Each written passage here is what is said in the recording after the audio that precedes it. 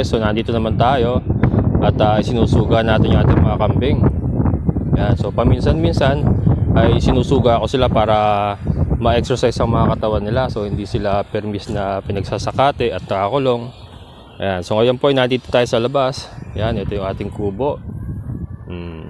Yan, nasa labas tayo ng ating perimeter. Yan, kailangan lang ay nakabantay ako. Hindi ko sila iniiwan ng wala ako dito kasi ayan guys, ay kalsada na yan. Kalsada. Yung mga ganitong kambing kasi guys ay mainit sa mata yan. Lalo na yung maliliit. Ayun oh, si Bobby at si Tasha ay madalid damputin yan. So kailangan ay nakabantay tayo para sure ball tayo. Ayan, si Dagul oh. Dagul! Oh, pinapawisan ng Dagul ko oh. Ano yan? Ay walang yaka ihi. Hinalamos yung ihi niya guys. Walastik ka talaga. Ayan, si Dagul naghilamos ng kanyang ihi. Yan, nag-establish kasi ng ano yan, ng teritoryo, yung mga ganyang behavior guys, na hinihilamos nila yung ihi nila, tapos ikikis-kis sa pantalon ko. Yan ang ugali niyang Dagul na yan eh. Dagul. Ayoko maihi mukha mo, ayoko. Yan, Dagul. Ito yung iba nating kambing. Si Bambi, Tasha, Mengmeng at Tisay. Ayan. Sila oh. Ito yung ating yung si Kenny the Roger guys oh. Nakita niyo ba si Kenny the Roger? Ayan. Matikas na matikas pa rin. Kahit may Bogart na tayo, syempre si Kenny the Rogers pa rin ang ating bida. Ayan. Sila. Umaalsa na yung tiyan guys oh. Umaalsa na yung tiyan. Lalo na si Mengmeng ay umaalsa na yung tiyan. Ayan oh. Ito guys oh. Ayan, shoutout kay Pastor June Cayetano. Pastor June, malapit na to. Ayan oh. Malapit na mga anak to guys oh. Kasi yung kanyang dede, ayan oh, namamaga na. Si Dagul po ang tatay ng kanyang dinadala sa kanyang sinapupunan. Si Dagul, ayan, Dagul. Yan, malapit ka na maging tatay, Dagul. Mga anak na to, malapit na to. Sana dalawa. Para okay sa all right. Yan, so native guys, makikita natin kung anong kalalabasan ng native and then ginamitan ng similya ni Dagul, the big boy. Ayan. Ipipicture natin yan guys basta mga anak na itong native na kambing ni Pastor June. Ayan o. Bumutok na yung kanyang dede. Malapit na to. Malapit na yan. Ayan. And then susunod naman yung akin. Parang 1.5 months yata ang pagitan nila dito sa aking dalawang inahin. Ayan. Okay, so alright.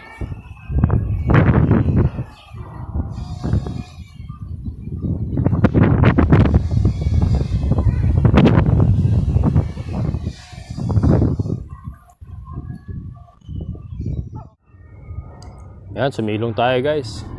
Mainit eh. Ayan, green na green oh. Ganda oh. Ang ganda ng pastulan nila rito. Sana hindi mo na ma-develop para meron tayong pastulan ng ating mga kambing.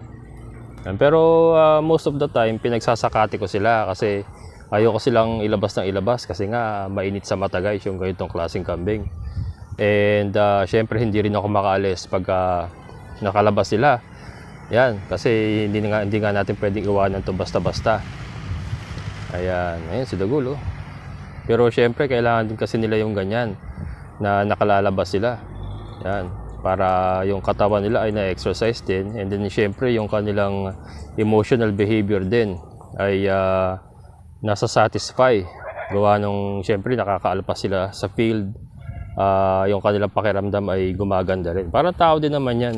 Yan. Siyempre pagka nakakulong ka palagi ay manghihina rin ang katawan mo. Pati ang iyong isipan at emosyonal na pag-iisip. Ang lalim. Ay apektado. Totoo naman guys. Kahit tao pagka permis na nakakulong siyempre emotional and physically affected po siya. Yan. Dagul. Dagul. Ito ang bida ko ngayon eh. Wala na si Georgie Boy the Wonder Boy eh. Kaya si Big Boy Dagul na ang ating bagong bida. And then dagdagan pa natin ng Kenny the Roger at ng Bogart. Ba? Ayan oh. Speaking of guys, speaking of Georgie Boy the Wonder Boy nga pala. Ayan. Meron nga pala akong ipapakita sa inyo. Ito po helping a friend lang. Isa po ito sa naging customer din natin ng Biik. Yan, nasa kanya po yung isa nating anak ni Georgie Boy the Wonder Boy na naging barako. Ginawa niyang barako. Nabili niya sa akin to Biik pa lang. And then ngayon ay barako na. Georgie Boy na. Ito guys, papakita ko sa inyo yung itsura ng anak ng ating Georgie Boy the Wonder.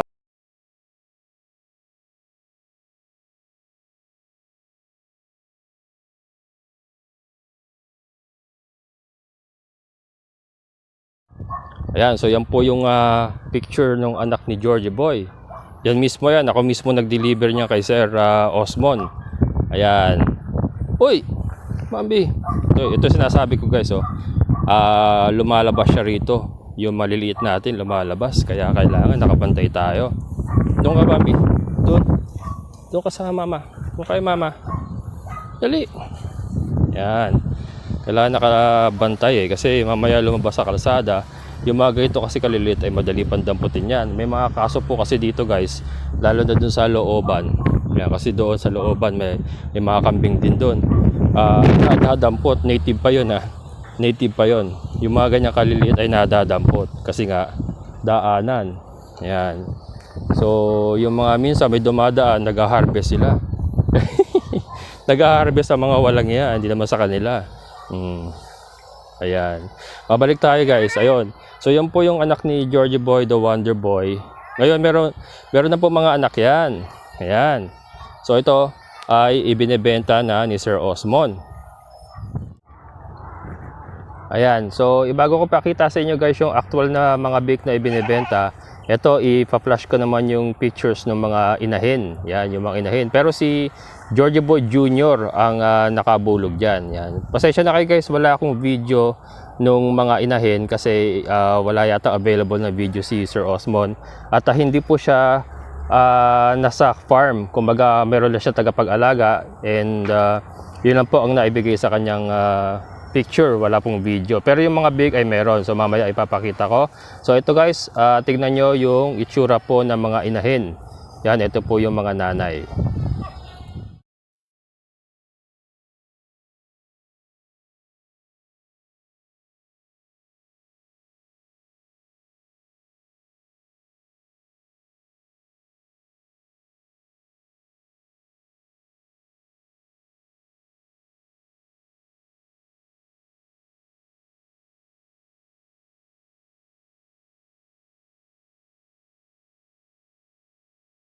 Ayan.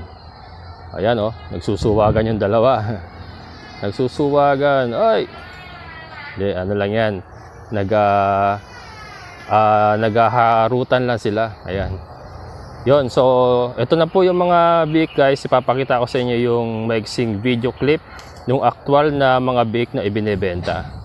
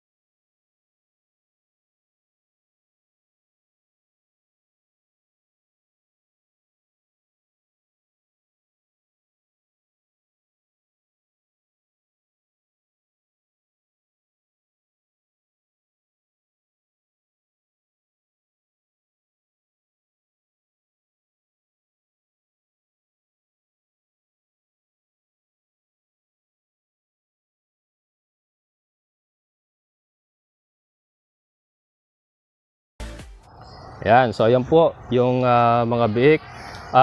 Sabi po ni Sir Osmond ay going 3 months po. Bali 3 months po sila sa February 10. Yan, yung mga biik na yan. 3 months po sa February 10. Bali 12 lalaking kapon at 5 babae. Yan po yung mga biik. And binibenta po niya ng 3,500 to 4,000 po ang isa. Yan, pero depende na po sa pag-uusap nyo. So ito po, ipa-flash ko yung fake messenger ni Sir Osmond para kayo na po ang mag-usap. Kung meron pong interesado dyan, ay message lang po kay Sir Osmond. Yan, ito po, naka-flash po sa screen yung kanyang fake Facebook page. Pa-PM na lang po siya. Ayan. Ayan sila. Ayan. At si Dagul ay namamay nga. Namamay nga si Dagul. Dagul! Ba tayo dyan, Dagul? Ayos ba? Ayos tayo sa masayang Dagul ko masayang Dagul ko. Kalabas panghimo pa rin. Panghimo ya. Ayan guys, nagbablog tayo sa gitna ng initan. Oh, huwag mo akong kagatin. Ayan si Dagul. Si Dagul. Ayan, guys, doon po sa mga interesado, message lang po kay Sir Osmond Ayan, sana po ay maibigan nyo yung kanyang mga binibentang biik. Kung di naman ay ako na lang ang ibigin nyo. At saka si Dagul. Ayan.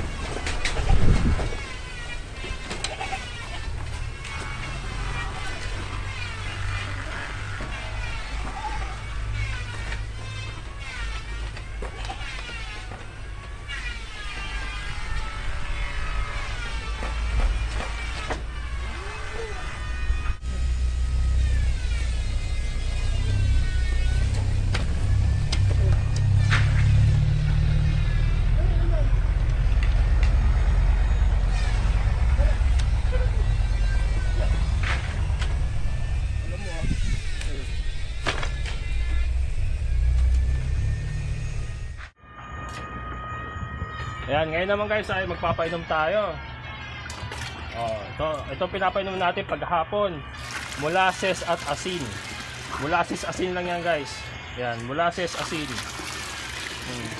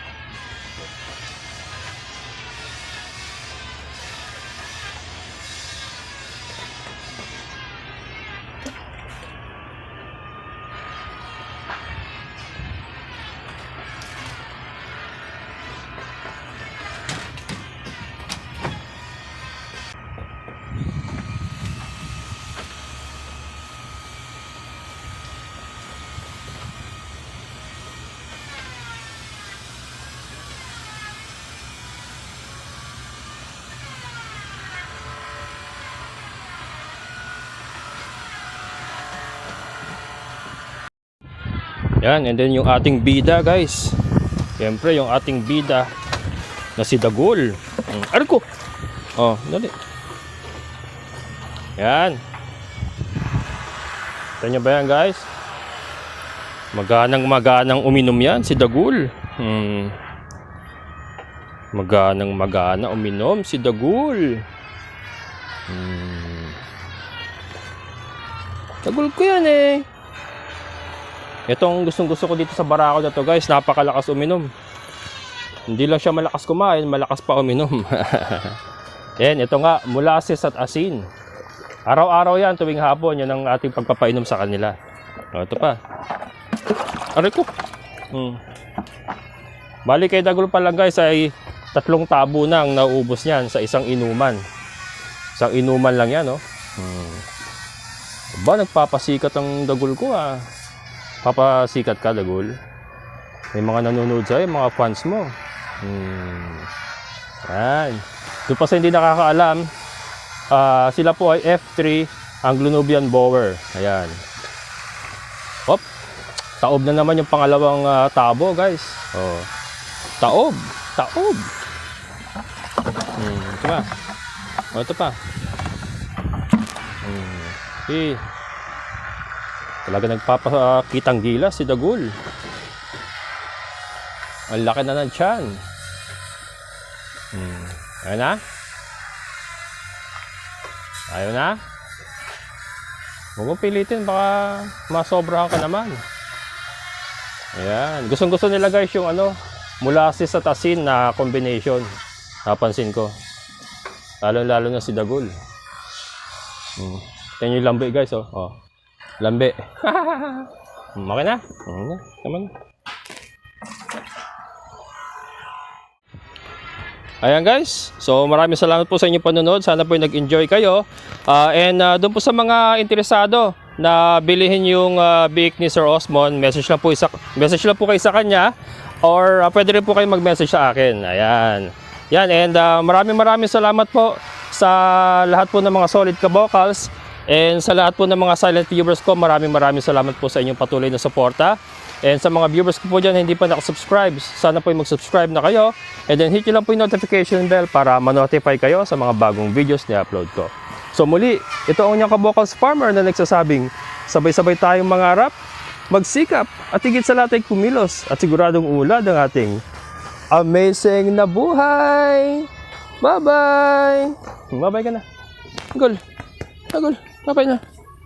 Bye-bye na raw siya. Bye-bye na raw.